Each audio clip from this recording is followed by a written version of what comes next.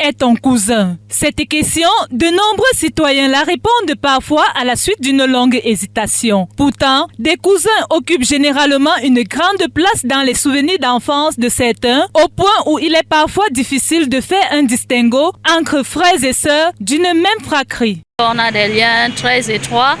On a même du mal à faire la différence entre les frères et puis les cousins. J'ai vécu avec mes cousins, côté maternel quand j'avais l'âge de 8 ans jusqu'à l'âge de 9 ans. Mais c'est bien jusqu'aujourd'hui.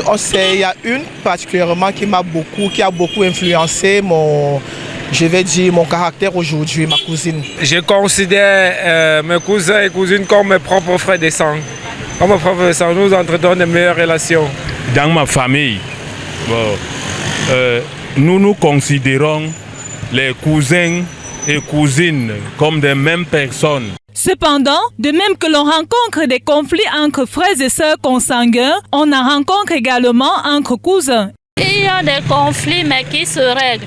Par contre, les cousins avec qui on n'a pas été proche à cause des raisons qu'on ne va pas évoquer ici, c'est pas trop ça, ça dépend de comment le contact se fait actuellement. On peut avoir certains malentendus de temps en temps, mais au final, on finit toujours par, le lien de sang finit toujours par triompher. Il est bien vrai, nous avons souvent des altercations, mais après, tout passe, on s'arrange tout. Pour des citoyens, des conflits entre parents empoisonneraient les relations entre cousins, créant des rivalités et des distances. Les relations ne sont pas très bonnes parce que même d'abord, entre les parents, ça ne donne pas.